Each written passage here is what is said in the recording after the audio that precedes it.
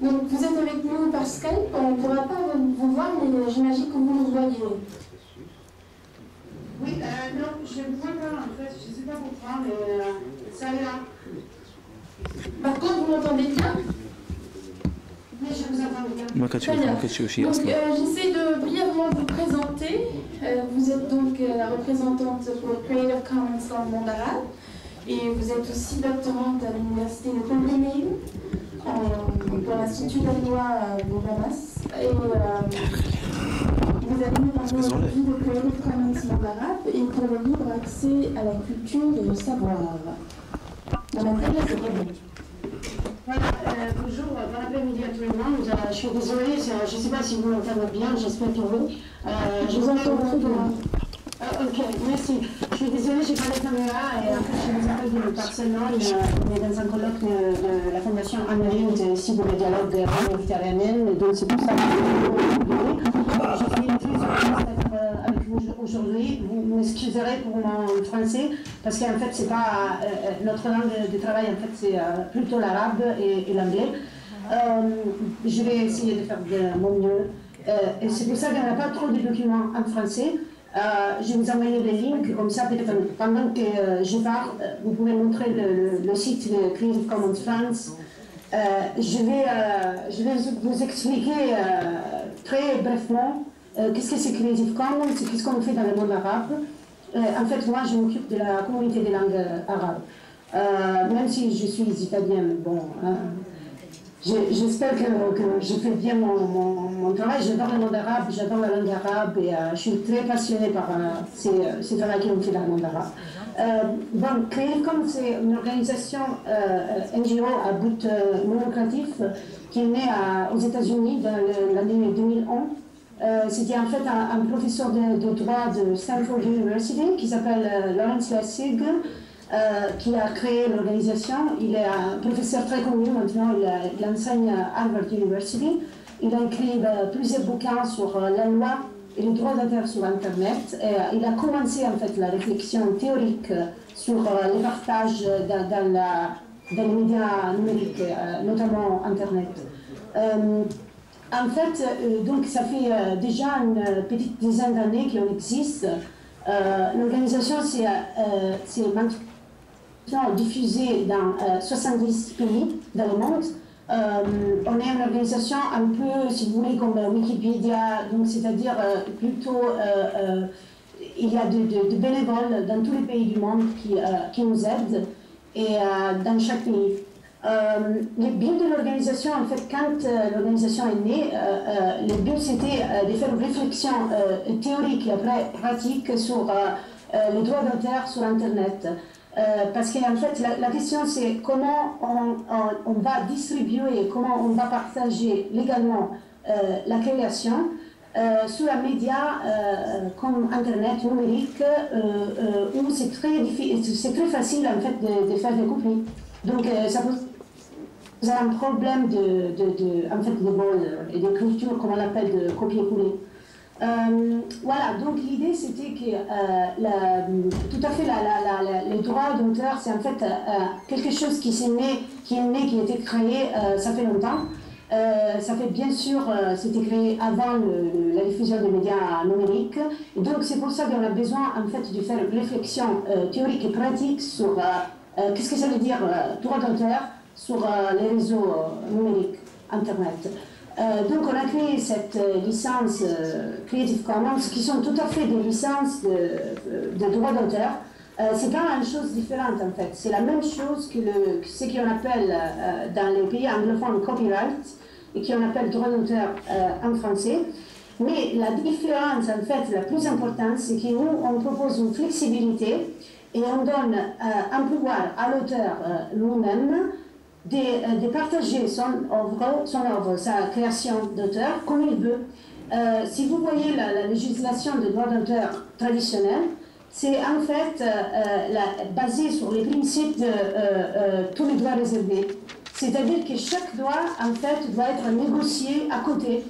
Mais les default, je ne sais pas comment vous dites en français les default, mais c'est la chose automatique quand vous utilisez le copyright, le droit d'auteur traditionnel, c'est que tous les droits sont réservés. Donc chaque droit va négocier avec l'auteur ou bien sûr avec l'avocat qui représente l'auteur.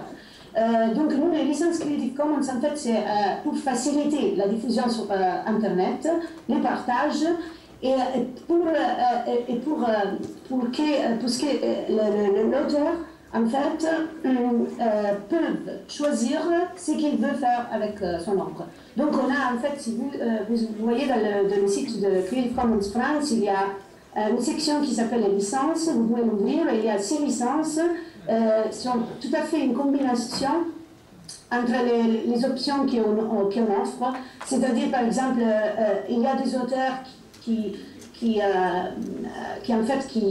voudraient partager leur création, mais pas avec une utilisation commerciale, et pour ça on a une licence qui ne s'appelle pas d'utilisation commerciale. Il y a des autres qui ne vont pas modifier. Ils ne veulent pas que le public modifie sa création, et c'est pour ça qu'on a une licence qui s'appelle pas de modification. Et donc voilà, on a 6 combinaisons différentes par rapport à la destination de l'œuvre. Il y a aussi des auteurs qui aiment aussi que leur œuvre soit partagée dans tous les cas, mais ils voudraient seulement l'attribution de la paternité. Et c'est pour ça que la licence la plus ouverte qu'on offre, il s'appelle Creative Commons by Attribution en anglais et paternité en français. Et le symbole, c'est le premier, c'est by en anglais. Voilà, je ne vais pas trop rentrer dans les détails légaux. Vous pouvez après me poser des questions si vous le souhaitez. Je vais plutôt parler du travail qu'on fait dans le monde arabe, qui est tout à fait un travail un peu différent du travail qu'on fait dans les autres régions du monde. En fait, il y a plusieurs années que chez Creative Commons, on travaille avec la mentalité de la régionalisation, c'est-à-dire qu'on a des gens comme moi dans des régions différentes, notamment l'Amérique du Sud, l'Asie, etc., qui travaillent avec les gens de cette région sur des problématiques qui sont spécifiques de la région, en fait. Alors moi, peut-être, j'ai la chance parce qu'en fait, la région dont je suis la coordinatrice, c'est une région qui, théoriquement, parle la même langue, même si ce sont des pays très différents. Donc déjà, c'est un avantage. Comme vous le savez très bien, au Maroc, en général, dans le monde arabe, la culture du droit d'auteur, c'est une question compliquée, parce que vous avez de différents backgrounds. Il y a des pays qui vont suivre le droit anglais, et il y a des autres pays, comme le Maroc, qui vont suivre le droit français. Il y a la plusieurs parties des pays où, en fait, la législation sur le droit d'auteur existe, mais existe que théoriquement. Voilà, donc il n'y a pas ce qu'on appelle en anglais enforcement. C'est pas respecté. Il n'y a pas une culture du droit d'auteur. Donc moi, quand j'ai commencé à travailler chez Creative Commons dans la région arabe, je me suis posé la question comment on commence à construire la communauté dans le monde arabe. Et moi, personnellement, à mon avis, avant de parler des cultures de droit d'auteur dans une région si compliquée comme la région arabe, il faut en fait aborder la question de la culture de la production. En fait, on se trouve dans cette région, on a une région très riche, très diversifiée au niveau culturel, linguistique, économique. Malheureusement, la culture arabe, en général, moi maintenant je ne peux pas parler de chaque pays, mais je vais parler en général, vous m'excuserez, parce qu'on sait que la région en fait c'est plein de différents pays. Mais en tout cas, en général, les problèmes de la région arabe face à l'Internet et aux médias numériques en général, c'est qu'il y a très peu de culture de production en arabe. Donc voilà, moi, tout d'abord, quand j'ai commencé à travailler chez Creative Commons Monde Arabe, on s'est posé la question comment on peut parler de culture de droit d'auteur, que c'est en fait une culture qui concerne la diffusion de la création, si on n'a pas de création. Voilà, ça c'est le premier point. Le deuxième point, c'est aussi c'est lié à ça, parce qu'en fait, si on n'a pas de culture de production, enfin, on n'a pas assez de culture de production. Je ne veux pas dire que la culture de production, ça n'existe pas, Ça existe, bien sûr, mais face à la quantité de gens qui parlent arabe, c'est en fait très peu. C'est moins que les 5% de la production sur Internet, c'est fait en langue arabe. Et ça, c'est un peu dommage parce qu'en fait, il y a plusieurs gens qui parlent arabe. C'est 300 millions d'arabophones dans la région. Donc voilà, c'est pour ça que je dis que en fait, la culture de la production n'est pas assez développée. Il y a un énorme potentiel dans la région arabe, c'est pas exploité. Et ça, c'est aussi parce qu'il n'y a pas, en fait, il n'y a pas une valeur de la production originale. Moi, j'ai vécu plusieurs années en Syrie, je faisais mon doctorat en Syrie. Mes collègues de l'université de Damas me disaient, mais pourquoi tu fais des interviews, tu lis, tu traduis, en fait, tu vas investir ton temps pour créer une thèse et un bouquin que peut-être quelqu'un va prendre sur Internet et va copier-coller et les attribuer à soi-même.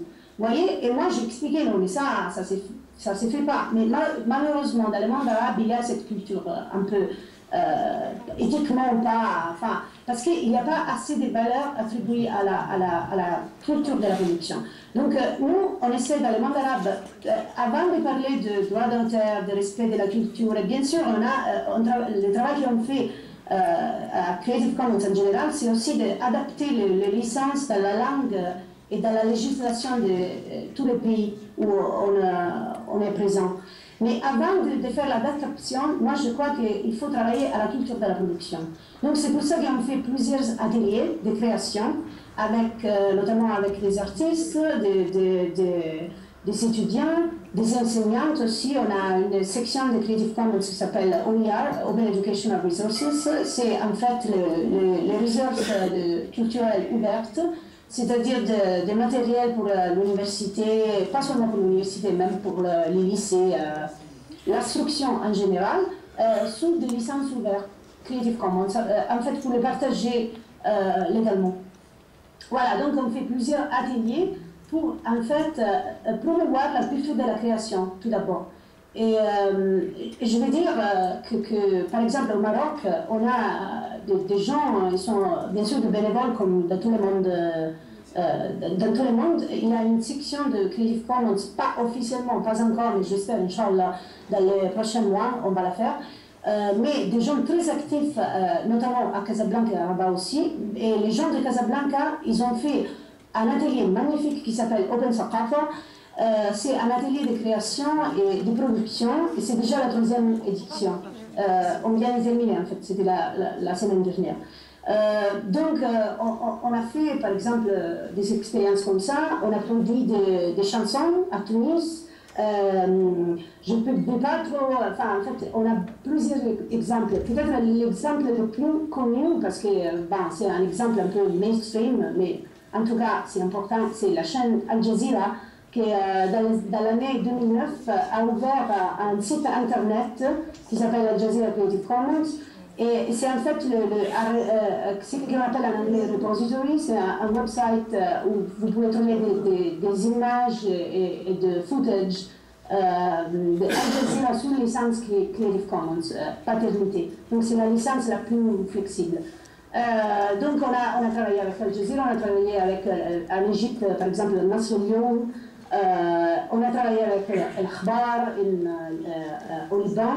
Donc on a travaillé avec beaucoup de médias, mais surtout le travail le plus important, à mon avis, qu'on fait dans le monde arabe, c'est de travailler avec les gens comme les gens de Casablanca pour en fait promouvoir cette culture de production. Je ne vais pas trop parler, je préfère prendre votre question en fait, si vous avez des questions. Allô? Oui, merci beaucoup. Donc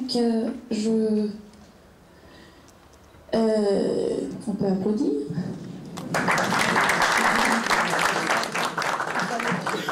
Des questions dans l'audience pour Donatelle.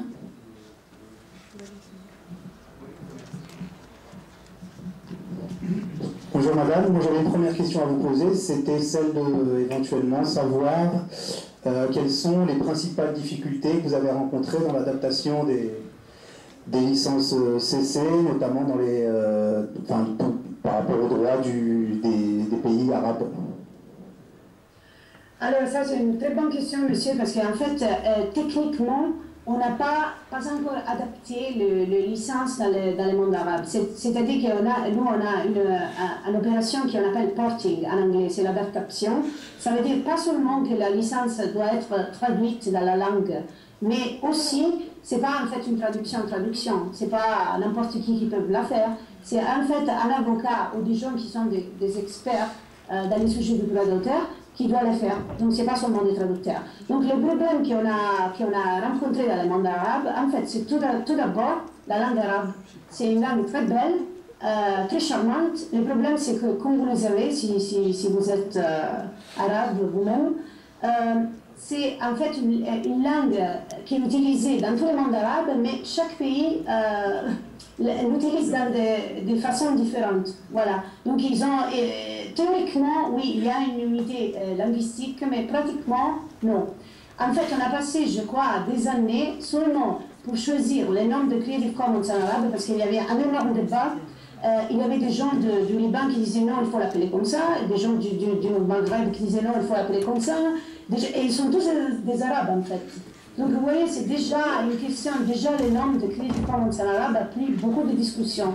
En fait, la méthodologie de Creative Commons, c'est une méthodologie, disons, un peu wiki, c'est-à-dire que quand il y a la traduction pas des licences, maintenant je parle de mots qui sont liés à Creative Commons, comme notamment les noms de l'organisation, qui n'a pas un signifié légal, je veux dire. Alors, pour la traduction, pas la traduction légale, on ouvre normalement des wikis, on ouvre des forums internet où il y a les gens, les activistes, les bénévoles de la communauté qui vont proposer des traductions. Et après, il y a un débat public. Et le débat, ça termine quand il y a une espèce d'unanimité sur les mots. Voilà, ça dans le monde arabe c'était difficile. Je crois la chose la plus difficile par rapport à Creative Commons, même dans des autres régions, c'était pas si difficile que dans le monde arabe. Aussi parce qu'il y a, je veux dire, des régions, notamment la France aussi, ils n'ont pas traduit Creative Commons en français, ils ont laissé Creative Commons. Et ça, dans le monde arabe, on ne l'a pas fait parce que beaucoup de gens disaient que ce n'était pas bien de laisser les noms en anglais. Voilà, ça c'est un premier problème. Donc, après, le problème légal, maintenant, la seule version arabe que vous pouvez trouver sur Internet, mais ce n'est pas officialisé, c'est la version égyptienne. Ce n'est pas encore officialisé parce qu'il y a tout un processus de review qui ont fait les avocats égyptiens avec San Francisco, que ça prend beaucoup de temps, et ça doit être très précis. Et ce n'est pas encore terminé. Ça va être terminé, Inch'Allah, dans quelques semaines, on espère. Mais donc les licences elles sont disponibles, mais pas encore. Dans les autres pays, il faut dire que Creative Commons travaille soit avec des communautés informelles, et ça c'est le cas par exemple du Maroc, où on n'a pas encore un avocat qui représente Creative Commons, soit travaille avec ce qu'on appelle les chapitres officialisés ou institutionnalisés, notamment des chapitres qui sont signés un accord qu'on appelle Memorandum of Understanding. C'est un accord non commercial entre le siège de Creative Commons aux États-Unis et les chapitres locaux. Donc ça, on l'a fait en Égypte, au Liban, au Qatar et en Syrie. Mais l'Égypte, c'était le seul chapitre qui a signé cet accord pendant les licences, on l'appelle 3.0. Maintenant, quand le Liban et les autres pays ont signé l'accord, on avait déjà, on était en train de préparer la licence 4.0, c'est-à-dire une évolution, un upgrade de la licence. Et c'est pour ça qu'on a pris la décision avec les Libanais, les Syriens et les Qataris de ne pas traduire, de ne pas adapter la licence 3.0 et attendre la licence 4.0 qui va sortir cette année-là. Et donc c'est pour ça qu'on n'a pas encore de licences. Mais en tout cas, comme je vous dis, le problème le plus significatif, c'est la langue. Je ne sais pas si j'ai été claire. Très clair, merci. D'autres questions? J'espère qu'on va trouver, en fait, on a vous avez des avocats qui sont exceptionnels au Maroc et on espère bientôt travailler avec eux. Parce que c'est très important, je crois, d'avoir les licences traduites, pas seulement dans la langue, mais selon la législation d'un pays. Alors, s'il vous plaît, c'est une question à prévoir pour le futur. Donc, on a bien compris que vous aviez des difficultés à trouver des partenaires, surtout au niveau institutionnel. Bon, ce n'est peut-être pas la démarche même de Creative Commons, mais est-ce que vous avez déjà envisagé d'accompagner à travers des licences spécialement conçues, toujours Creative Commons, le mouvement qui existe? Si vous avez des autres questions ou vous voulez continuer, nous on a un mailing list aussi, on a plusieurs projets régionaux et donc vous êtes les bienvenus. Merci et à très bientôt. Merci, au revoir. Au revoir. Au revoir. Donc, je propose de continuer maintenant, comme vous le voyez sur le programme, avec Madame Inès Hamami de l'École universitaire de management Université Nice Sophia Antipolis, qui nous parlera aujourd'hui des systèmes d'information publique, l'apport des TIC dans les processus de démocratisation, et on prendra à la suite de la présentation aussi quelques questions. Madame Hamami, quand vous voulez.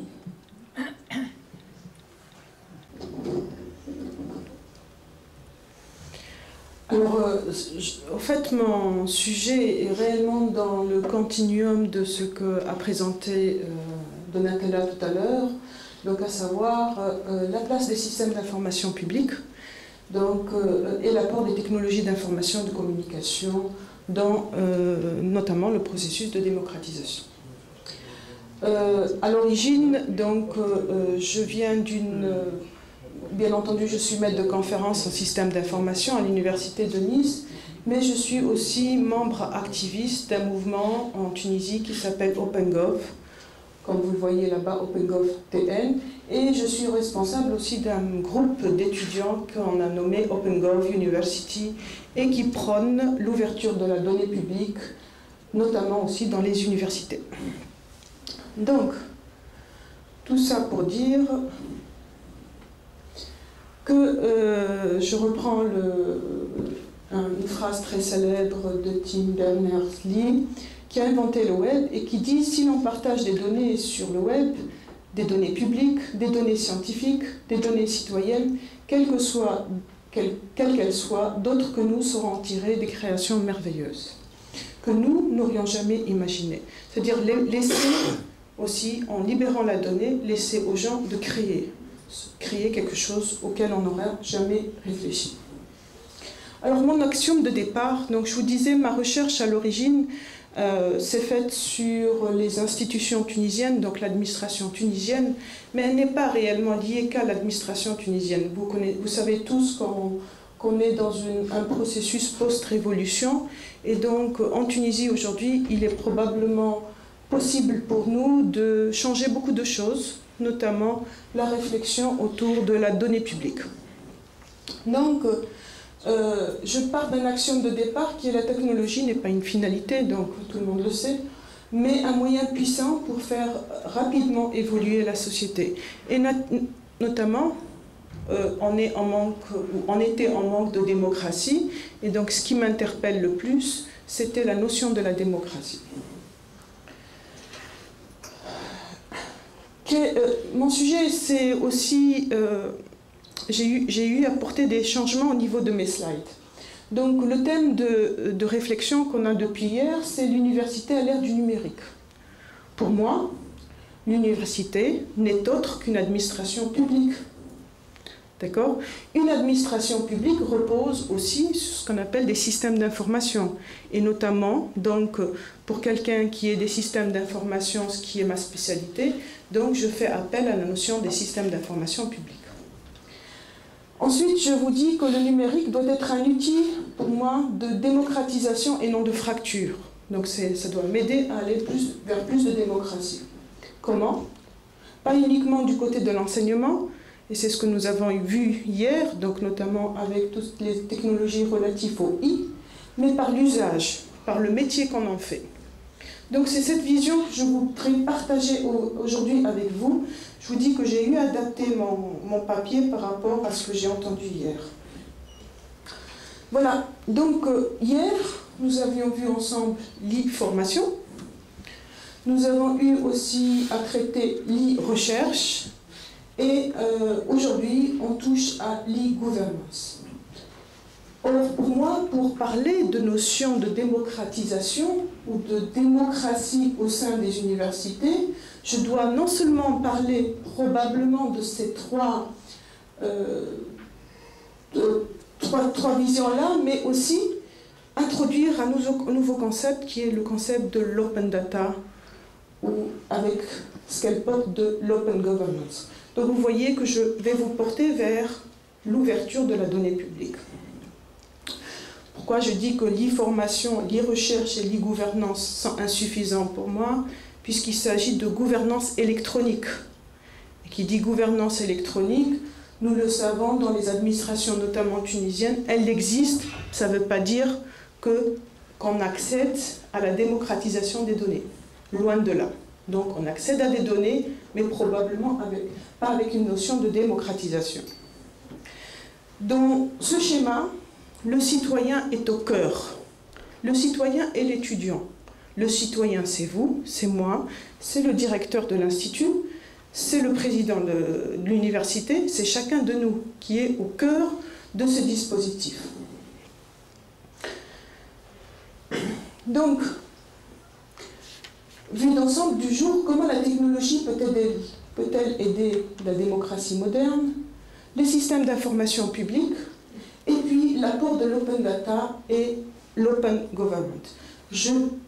Retenez un petit peu ce qu'a dit Donatella et je vais rajouter une couche, parce que réellement c'est une suite de ce qu'elle a dit. Alors, il existe aujourd'hui, même si nous en avons parlé un petit peu de problèmes relatifs à la fracture, je dirais qu'il y a plus de corrélation entre la démocratie et les technologies d'information. Nous l'avons vu en Tunisie par rapport aux événements de la Révolution. Donc, il y a eu plus d'éléments qui ont rapproché la démocratie d'éthique plutôt que d'éléments qui les ont repoussés. Les technologies d'information jouent un rôle important dans l'accès à l'information, jouent un rôle important dans la liberté d'expression et dans le choix aussi qu'on fait dans notre vie. Donc elles permettent aux citoyens d'être rapidement au cœur de l'information. Je ne parle pas encore de la nature de l'information, mais on est au cœur de l'information, peu importe le type d'information, qu'elle soit bruitée ou pas, je nous situe plutôt. Pourquoi je vous parle de système d'information publique? Parce qu'il me semble qu'on a eu à traiter jusqu'aujourd'hui de relations avec l'université et que nous n'avons pas eu, par exemple, à soulever le problème de la gestion de l'université. Ces thèmes m'ont été proposés en travail avec les étudiants en Tunisie dans les universités. C'est-à-dire que l'étudiant tunisien aujourd'hui, est-ce une conscience ou comment est-ce qu'il en est arrivé à se poser la question en me disant « mais nous voulons avoir un droit de regard sur la gestion de notre école, sur la gestion de notre université, sur les PV qui se font dans les instances de l'université, puisque nous payons, nos parents payent des impôts, et donc ces données publiques nous reviennent de droit. Comment savoir comment nous sommes sélectionnés? Comment savoir comment les enseignants sont pris dans notre administration, ou bien les fonctionnaires, peu importe. Donc ce qu'ils demandent, ce que chaque citoyen a le droit de demander, c'est la restitution de l'information publique et de la donnée publique.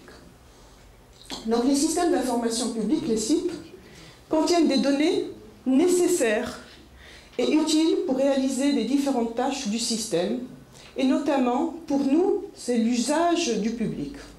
Mais quelles données, avec quels moyens, est-ce que l'open data et le crowdsourcing sont des réponses à nous, citoyens, pour accéder aux données publiques? Les SIP aujourd'hui prennent en compte non seulement les citoyens, Ils sont capables de prendre en compte les données des entreprises et les données des autres organisations. Donc ils sont capables d'agréger des informations venant de ces trois sphères et de les utiliser. Donc notre principal but est de fournir des services de soutien au processus public. Donc l'amélioration du processus public. Voici le schéma de la notion, si vous voulez, de la démocratie ouverte. Cette démocratie ouverte qu'on peut appliquer dans toutes les administrations publiques. Et notamment au sein de notre université. Toutes les universités, qu'elles soient au Maroc, en Tunisie ou à l'étranger, c'est ce schéma, si vous voulez, qui pourrait décrire la démocratie ouverte. Donc, ce schéma, en définitive, il est composé de trois éléments essentiels. La transparence. Qui d'entre nous n'a pas envie d'avoir de la transparence dans le fonctionnement universitaire? À commencer par nos étudiants, qui veulent avoir plus de visibilité. C'est un pas vers la démocratie. Qui d'entre nous ne veut pas que son gouvernement lui donne des informations quant à la gestion financière des ministères?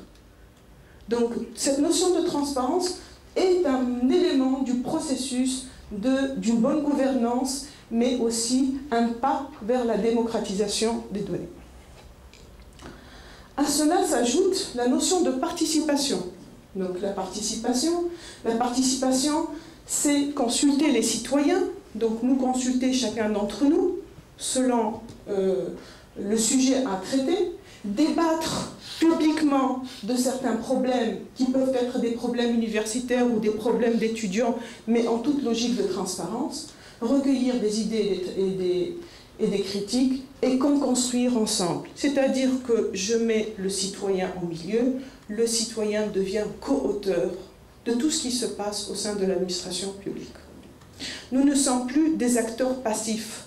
Être citoyen, c'est sortir de la passivité et devenir co-auteur, co-organisateur, dans la limite bien sûr des droits qui nous sont concédés. Et puis vient la notion de coopération. Donc la notion de coopération, c'est aller vers une logique de transversalité, en mode projet, en mode agile, en système d'information, interterritorial, faire appel aux entreprises, aux collectivités, aux associations, travailler en partenariat, et puis casser ce mode de fonctionnement en silo ou bien en pyramide. Donc ces trois éléments ensemble, que je vous remets ici dans un seul schéma, forment pour moi la démocratie ouverte, forment pour la communauté de l'open, la démocratie ouverte qui s'applique aussi bien aux administrations publiques et notamment peut s'appliquer au sein des universités.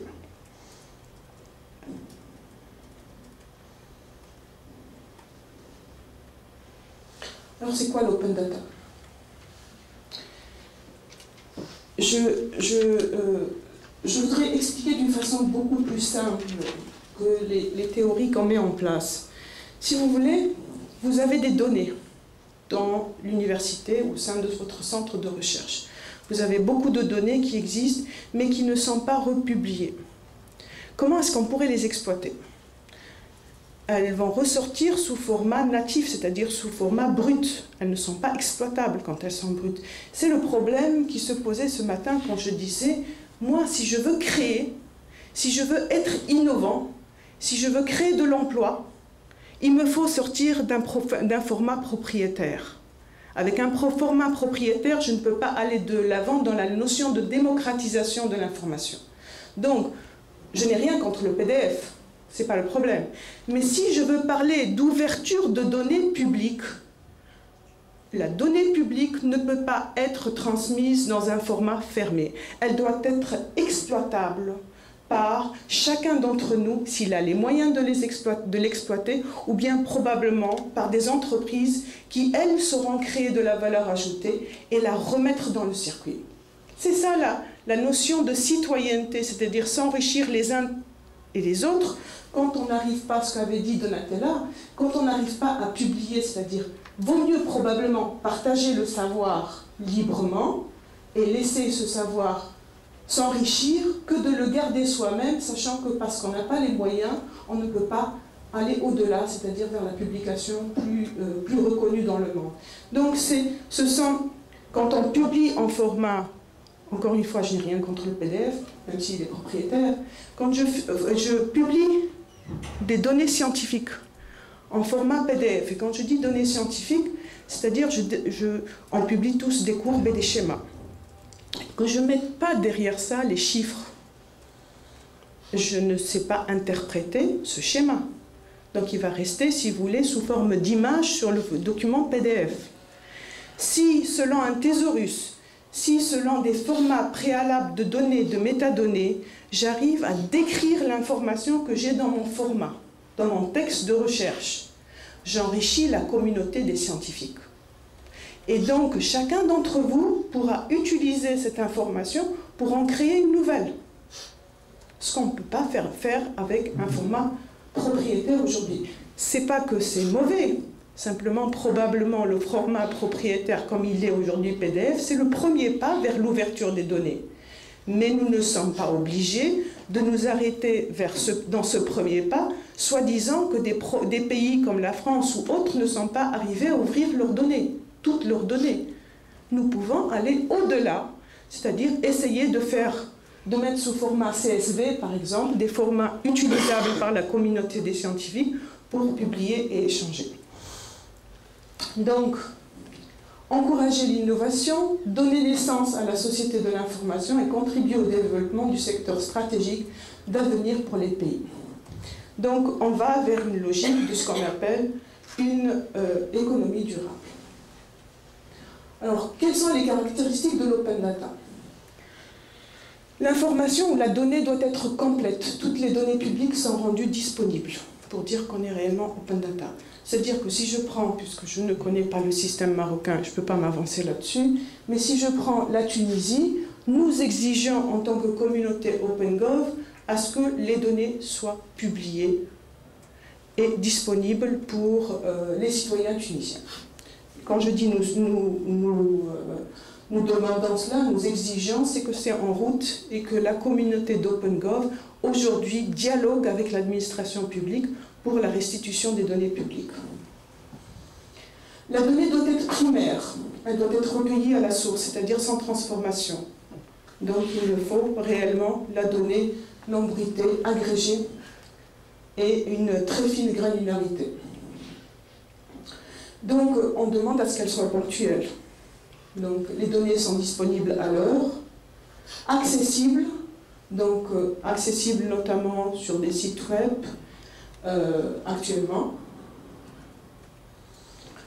non discriminatives, elles doivent être disponibles à n'importe qui, c'est-à-dire que si vous décidez à l'université ici d'ouvrir les données publiques, vous ne pouvez pas dire je l'ouvre pour les universitaires et pas pour les étudiants. Une fois que vous vous dites Open Data, vous ouvrez toutes vos données à tout le monde sans discrimination.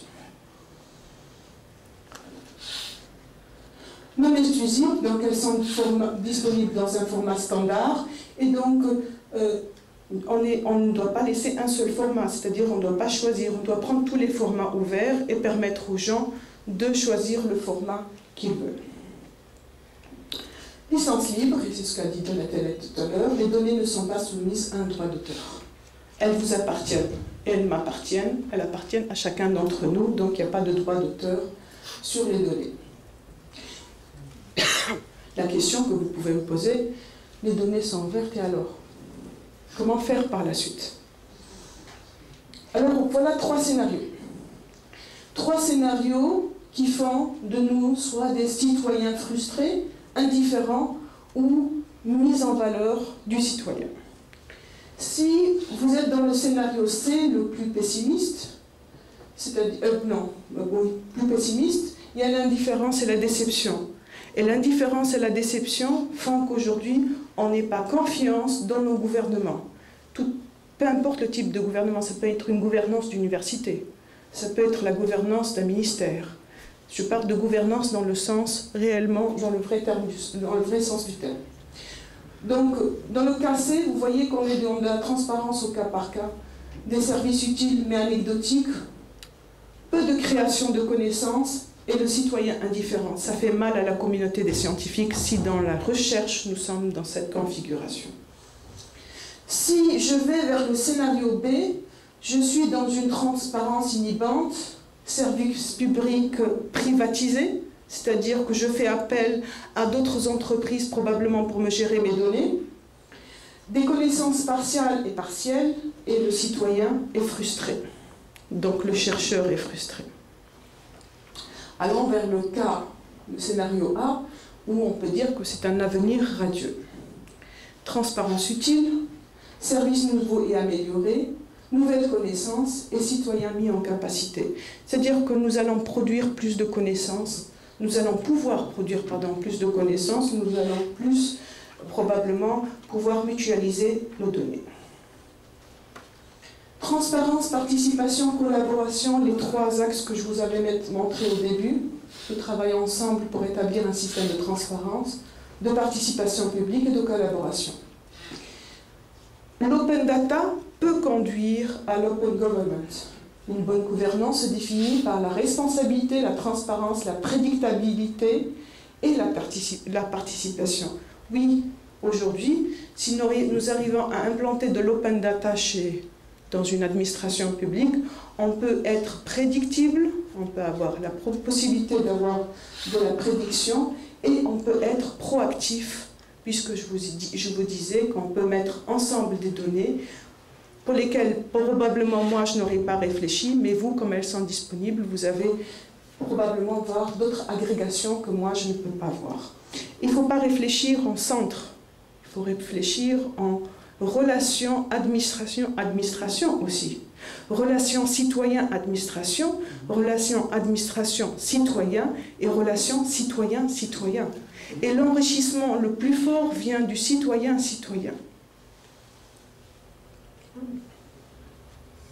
Comment cela se fait-il? Comment est-ce qu'on arrive à cette démocratisation? Par des notions comme le crowdsourcing. Le crowdsourcing, il permet de sourcer la foule par le crowd, les experts. L'idée à long terme n'est pas la participation d'experts d'une problématique, mais de l'empowerment d'un maximum d'acteurs. Donc la synergie d'un maximum d'acteurs peut nous impressionner et peut probablement nous donner des informations auxquelles on n'a pas pensé.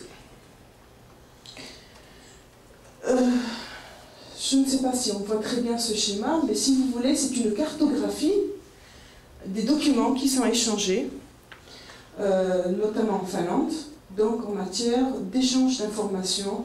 Donc, et ce que vous voyez en vert clair avec une bordure vert foncé, c'est les publications, donc les centres de publication.